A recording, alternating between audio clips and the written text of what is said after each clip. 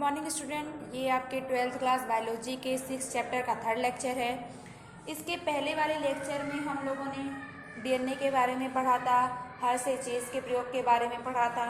अभी हम coding DNA और नॉन कोडिंग डीएनए के बारे में पढ़ेंगे। चलिए देखते हैं कोडिंग डीएनए और नॉन कोडिंग डीएनए क्या होता है। तो आपका जो डीएनए होता है, मैंने बताया था कि आपका पॉलीन्यूक्लियोटाइड श्रृंखला का बना हुआ होता है, ठीक है ना। पॉलीन्यूक्लियोटाइड श्रृंखला का बना हुआ होता है। पॉलीन्यूक्लियोटाइड मैंने बताया था कि न्यूक्लियोटाइड क्या होता है। न्यूक्लियोटाइड 3 चीज़ों से मिलकर बना होता है, नाइट्रोजन क्षार, पेंटोज शर्करा और फॉस्फेट समूह, ठीक। तो दो लड़ियों से, दो पॉलीन्यूक्लियोटाइड की लड़ी से मिलकर बना होता है आपका डीएनए। तो डीएनए में 2 पार्ट होते हैं, एक होता है आपका एक्सॉन और दूसरा आपका होता है एंट्रॉन। एक होता है आपका एक्सॉन, दूसरा होता है एंट्रॉन। एक्सॉन को बोलते हैं व्यक्तेकक और एंट्रॉन को बोलते हैं अव्यक्तेकक। यानी जो अपने आप को एक्सप्रेस कर दे, यानी जो अपने आप को शो कर दे, वो आपका एक्सॉन होता है, और जो शो नहीं करता वो आपका क्या होता है, एंट्रॉन होता है। अब देखिए, ये आपका डीएनए है, ठीक। तो डीएनए में एक पार्ट आपका एक्सॉन हो गया, एक एंट्रॉन हो गया, एक एक्सॉन हो गया, एक एंट्रॉन हो गया। तो एक्सॉन और एंट्रॉन क्या होता है, अब ये देखिए, डीएनए का वह भाग जिससे एमआरएनए बनता है, डीएनए का वह भाग जिससे एमआरएनए बनता है, उसको कोडिंग डीएनए या फिर एक्सॉन कहते हैं। मान लो ये आपका डीएनए है, तो ये वाला भाग आपका एमआरएनए बना रहा है और ये वाला भाग आपका एमआरएनए नहीं बना रहा है। तो जो भाग एमआरएनए बना रहा है उसको एक्सॉन बोलते हैं, और जो भाग एमआरएनए नहीं बना रहा है उसको एंट्रॉन बोलते हैं। तो एक्सॉन वाले को ही हम क्या बोलते हैं, कोडिंग डीएनए। दूसरा है नॉन कोडिंग डीएनए। डीएनए का वह भाग जो एमआरएनए के निर्माण में भाग नहीं लेता है उसको नॉन कोडिंग डीएनए कहते हैं, यानी उसको एंट्रॉन्स कहते हैं, ठीक। तो आपका एक एक्सॉन होता है, एक एंट्रॉन। एक्सॉन क्या करता है, एमआरएनए बनाता है, इसको कोडिंग डीएनए कहते हैं। एंट्रॉन क्या होता है, एमआरएनए नहीं बनाता है, इसको नॉन कोडिंग डीएनए कहते हैं। चलिए वो देखते हैं डीएनए कुंडली का पैकेजिंग। डीएनए कुंडली का पैकेजिंग, गुणसूत्र। आपका जो ये गुणसूत्र होता है, गुणसूत्र आपका ऐसा होता है, और इसी गुणसूत्र में क्या होता है, हमारा डीएनए क्या होता है, अरेंज होता है। इसी गुणसूत्र में हमारा डीएनए बिल्कुल अरेंज होता है। इसी को हम डीएनए कुंडली का पैकेजिंग कहते हैं। ई कोलाई में डीएनए की लंबाई 1.36 मिलीमीटर होती है, और ई कोलाई में क्षार युग्मों की गणना क्या कर सकते हैं, नहीं कर सकते। असीम केंद्र की जैसे ई कोलाई, जिसमें स्पष्ट केंद्रक नहीं होता है, इसके बावजूद भी डीएनए पूरी तरीके से कोशिका में फैला नहीं होता है। डीएनए ऋणात्मक आवेशित होता है, और कुछ प्रोटीन धनात्मक आवेशित से बनकर एक जगह पर स्थित होते हैं, जिसे हम क्या बोलते हैं, केंद्रका बोलते हैं। आपका देखिए डीएनए किस प्रकार से स्थित होता है, ये आपका ऐसा है, ठीक। और इसमें आपके डीएनए है। तो जब हम डीएनए को अलग करते हैं इस प्रकार से, डीएनए को मान लीजिए ये आपका गुणसूत्र है, डीएनए को जब एक काटते हैं तो इसमें हिस्टोन प्रोटीन व्यवस्थित, इसमें क्या होता है, हिस्टोन प्रोटीन का अरेंजमेंट होता है। हिस्टोन प्रोटीन हमारे 4 प्रकार के होते हैं। एक होता है आपका H2A, दूसरा होता है आपका H2B, तीसरा होता है आपका H3, चौथा होता है आपका H4। लेकिन प्रत्येक जो आपका हिस्टोन प्रोटीन होता है उसके प्रत्येक के 2-2 अणु होते हैं। H2A यानी एक H2A यहाँ पर, फिर H2B, फिर H3, फिर H4। इस प्रकार से ये ऑक्टोमर की संरचना बना लेते हैं। ये क्या करा दें, ये जो हिस्टोन होते हैं इसको क्या बोलते हैं, हिस्टोन ऑक्टोमर, क्योंकि यहाँ पर 8 अणु हैं, 1 2 3 4 5 6 7 8, इसलिए इनको इस संरचना को क्या बोलते हैं, ऑक्टोमर। हिस्टोन प्रोटीन 4 प्रकार के होते हैं, H2A, H2B, H3 और H4। प्रत्येक के 2 अणु होते हैं। इस प्रकार कुल 8 अणु पाए जाते हैं। जब देखो, जब इसको डीएनए घेर लेता है, यानी जो आपका ये है डीएनए निकला, जब डीएनए इसको चारों तरफ से ऐसे घेर लेता है, इस अणु को, इस हिस्टोन अणु को चारों तरफ से घेर लेता है, तो ये संरचना बनती है, इसको क्या बोलते हैं, न्यूक्लियोसोम। इसको हम बोलते हैं न्यूक्लियोसोम। इस संरचना को हम बोलते हैं न्यूक्लियोसोम। और जो ये संरचना केवल है जब इसको डीएनए नहीं घेरा रहता है, यानी जब इसमें 8 अणु पाए जाते हैं, इसको बोलते हैं ऑक्टोमर। और जब इसको डीएनए घेर लेते हैं चारों तरफ से, तो इस संरचना को हम बोलते हैं न्यूक्लियोसोम। केंद्रक के मिलने वाली ये संरचना जिस पर न्यूक्लियोसोम एक के बाद एक मिलता है, उसको हम क्या बोलते हैं, क्रोमेटिन बोलते हैं। अब देखिए ससीम केंद्र की यानी यूकैरियोटिक कोशिका की यह संरचना काफी जटिल होती है। धनात्मक आवेशित क्षारीय प्रोटीन का समूह होता है जिसे हम क्या बोलते हैं, हिस्टोन्स। इसको क्या बोलते हैं, हिस्टोन प्रोटीन।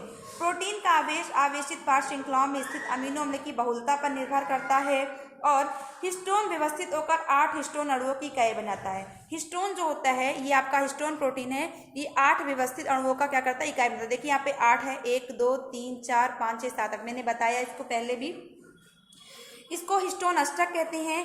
धनात्मक आवेशित हिस्टोन अष्टक के चारों ओर ऋणात्मक आवेशित डीएनए से सटा हुआ होता है। यानी ये जो आपका हिस्टोन अष्टक है इसके चारों ओर ये आपका डीएनए है, चारों ओर से क्या होता है, इसको घेरे रहता है। चारों ओर से क्या होता है, ये बिल्कुल ऐसे ऐसे सटा हुआ होता है। तब जब ये संरचना बन जाती है तो इसको हम न्यूक्लियोसोम्स कहते हैं। एक प्रारूपी न्यूक्लियोसोम में 200 क्षारयुग्म डीएनए कुंडली होती है। कितनी होती है, 200 क्षारयुग्म। और केंद्रक के मिलने से जिस पर न्यूक्लियोसोम एक के बाद एक मिलते हैं उसे क्रोमेटिन धागे बोलते हैं। और न्यूक्लियोसोम के एक के बाद एक मिलने पर क्रोमेटिन होता है जो केंद्रक अभिरंजित धागे की तरह संरचित होती है। और इलेक्ट्रॉन सूक्ष्मदर्शी से देखने पर क्रोमेटिन जिस तरह से डोरी पर बीड्स की तरह दिखाई देते हैं, यानी जब इलेक्ट्रॉन सूक्ष्मदर्शी देते हैं जो ये होते हैं हमको ऐसे डोरी पर जैसे मानो कि बीड्स लगी हो, मोती लगी हो, इस प्रकार से क्या होते हैं हमें दिखाई देते हैं। डोरी पर बीड्स सदी संरचना क्रोमेटिन में कोष्ठित होकर क्रोमेटिन धागों का निर्माण करती है और जो आगे संघनित होकर कोशिका विभाजन की मध्यावस्था गुणसूत्र का क्या करते हैं, निर्माण करते हैं। अब इसमें 2 प्रकार के क्रोमेटिन होते हैं, एक होता है आपका हेट्रोक्रोमेटिन और दूसरा होता है आपका यूक्रोमेटिन। तो जो धागे ज्यादा गाढ़े रंगों को ग्रहण करते, जब इनको अभिरंजित किया जाता है, जब इन पर कलर किया जाता है, अभिरंजित किया जाता है, तो जो हल्के मोटे होते हैं और गाढ़े रंग को और ढीले रूप से बंधे हुए होते हैं उनको हम हेट्रोक्रोमेटिन कहते हैं। और यूक्रोमेटिन कैसे होते हैं, हल्के रंग के होते हैं, उन्हें हम क्या बोलते हैं, और ये काफ़ी अच्छे रंग से काफ़ी ढीले ढीले बंधे होते हैं, इनको हम यूक्रोमेटिन कहते हैं। तो क्रोमेटिन क्या होता है, जिस पर न्यूक्लियोसोम एक के बाद एक मिलते जाते हैं, यानी मोटी संरचना बनती जाती है, न्यूक्लियोसोम एक के बाद एक मिलते जाएंगे, उनको हम क्या बोलेंगे, क्रोमेटिन। क्रोमेटिन हमारे 2 प्रकार के होते हैं, एक हमारा होता है यूक्रोमेटिन, दूसरा हमारा होता है हेट्रोक्रोमेटिन। यूक्रोमेटिन एक प्रारूपी केंद्रक में कुछ जगहों पर क्रोमेटिन हल्के रंग के होते हैं, उन्हें हम यूक्रोमेटिन कहते हैं, तथा जो क्रोमेटिन काफ़ी अच्छे ढंग से बंधे होते हैं और गाढ़े रंग को ग्रहण करते हैं उन्हें हम हेट्रोक्रोमेटिन कहते हैं। चलिए नेक्स्ट है आपका डीएनए का प्रतिलिपिकरण। डीएनए का प्रतिलिपिकरण यानी नकल, ठीक है ना।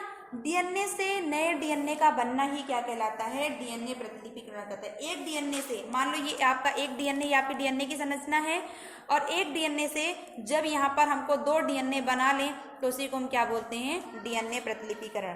तो डीएनए प्रतिलिपिकरण की प्रोसेस कैसे होती है, आपकी बुक में कार्यकाली एकदम प्रणाली दिया हुआ होगा, उसको पढ़ना है डीएनए प्रतिलिपिकरण में। अब देखिए ये आपका डीएनए है, ठीक है ना।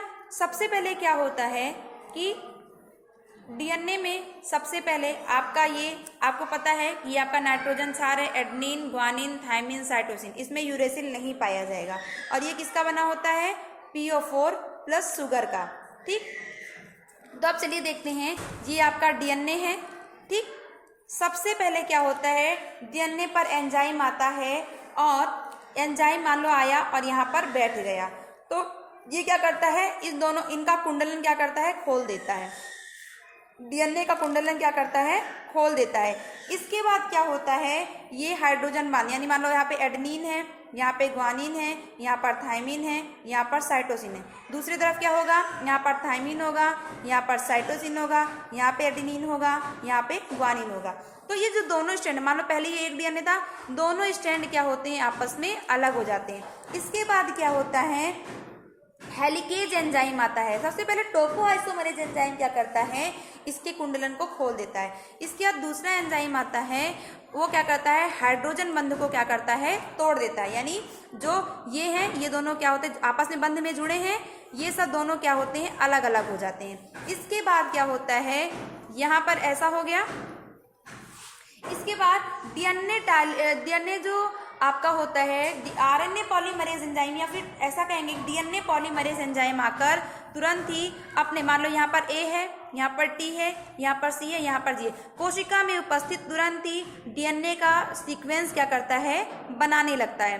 तुरंत ही ये आपका ए है, यहाँ पर टी हो जाएगा, यहाँ पर ए हो जाएगा, यहाँ पर जी हो जाएगा, यहाँ पर सी। इसी प्रकार यहाँ पर मान लीजिए आपका टी है, सी है, ये आपकी पुरानी वाली मात्र कोशिका है, ठीक, जी है। इसके बाद आपका यहाँ पर ए है, टी है, यहाँ पर जी हो जाएगा, यहाँ पर ए, यानी इसके जो क्रम में, यानी आपको ये देखना है कि एडेनिन के साथ हमेशा थायमिन और ग्वानिन के साथ हमेशा ट्रिपल बॉन्ड द्वारा साइटोसिन जुड़ता है। तो तुरंत ही कोशिका में उपस्थित क्या होता है, जो डीएनए पॉलीमरेज एंजाइम होता है वो डीएनए का तुरंत ही सीक्वेंस बनाने लगता है। इस प्रकार यहाँ पर आप देखते हैं कि एक डीएनए से दूसरा डीएनए क्या होता है, बनने लगता है। अब आपको ये बात ध्यान रखनी है कि जो आपका जो ये होता है, आपका जो डीएनए होता है, ठीक, ये आपका मान लीजिए डीएनए है, इस एक 5' से 3' सिरा, 5' से 3', तो ये वाला क्या होगा 3 से 5 का सिरा, ठीक। तो जो डीएनए पॉलीमरेज एंजाइम होता है वो हमेशा 5' से 3' की दिशा में क्या करता है, सतत कार्य करता है, उसमें सतत निर्माण होता है डीएनए सीक्वेंस का। जबकि जो आपका 3' से 5' होता है वहां पर डीएनए का निर्माण क्या होता है, रुक रुक के होता है। तो चलिए आपको बताते हैं कि अब कैसे बनेगा। मान लीजिए सबसे पहले क्या होता है, कुंडलन खुल गया, ठीक, तो ये आपका मान लीजिए 5' है और ये आपका 3' है, और ये आपका 3' है और ये आपका 5' है। इसके बाद कुंडलन पहले खुल गया, ठीक, कुंडलन के बाद आपके नाइट्रोजन छाने पर लगे ए जी टी सी, यहाँ पर मान लीजिए लगा है टी सी ए। कुंडलन खुलने के बाद हाइड्रोजन बंध क्या होते हैं, टूट जाते हैं और दोनों स्ट्रैंड क्या होते हैं, अलग अलग हो जाते हैं। अब डीएनए पॉलीमरेज एंजाइम आता है वो अब यहाँ पर 3' से 5' है, ठीक, ये मान लीजिए आपकी 5 से 3 वाली है और ये आपकी 3 से 5 वाली है। तो बनने वाली जो नई श्रृंखला होगी कैसी होगी, ये यहाँ पे 3 होगा और यहाँ पर क्या होगा 5 होगा, और यहाँ पर इसमें क्या होगा, यहाँ पर 5 होगा और यहाँ पर 3 होगा। तो 5 से 3 यानी यहाँ पर जो है जो नया डीएनए बनेगा, डीएनए का खंड, वो क्या होगा, कॉन्टिन्यूअस बनेगा, सतत होगा। लेकिन यहाँ पे 3 से 5 क्या होगा, कॉन्टिन्यूअस नहीं होगा, असतत बनेगा। क्यों? क्योंकि डीएनए जो पॉलीमरेज एंजाइम है वो हमेशा 5' से 3' की दिशा की ओर क्या करता है, कार्य करता है। तो जो ये वाला स्ट्रैंड बनता है, यानी जो ये वाला डीएनए खंड बनता है वो रुक रुक के बनता है, खंड में बनता है। तो इस खंड को हम क्या बोलते हैं, ओकाजाकी खंड। मान लो डीएनए यहाँ पे बना ए जी टी, दूसरा बना सी टी जी, ठीक, तो ये इसको हम क्या बोलते हैं, एक एक खंड को हम क्या बोलते हैं, ओकाजाकी खंड। फिर ये खंड डीएनए लाइगेज एंजाइम द्वारा क्या होता है, आपस में जुड़ता है। ये है आपका डीएनए प्रतिलिपिकरण। सबसे पहले डीएनए प्रतिलिपिकरण में क्या होता है, डीएनए का कुंडलन खुलता है, इसके बाद हाइड्रोजन बंध टूटता है, फिर हाइड्रोजन बंध के बाद डीएनए पॉलीमरेज एंजाइम डीएनए का सीक्वेंस बनाना शुरू कर देता है। 5' से 3' की तरफ हमेशा सतत निर्माण होता है और 3' से 5' की तरफ रुक रुक के निर्माण होता है। क्यों? क्योंकि डीएनए पॉलीमरेज एंजाइम हमेशा 5' से 3' की दिशा में कार्य करता है। 3' से 5' का निर्माण असतत होगा। डीएनए का जो खंड बनेगा इसे ओकाजाकी खंड कहते हैं, और यह डीएनए का खंड डीएनए लाइगेज एंजाइम द्वारा क्या होता है, आपस में जुड़ता है। ये है आपका डीएनए प्रतिलिपिकरण। नेक्स्ट में हम पढ़ेंगे डीएनए का अनुलेखन। Thank you.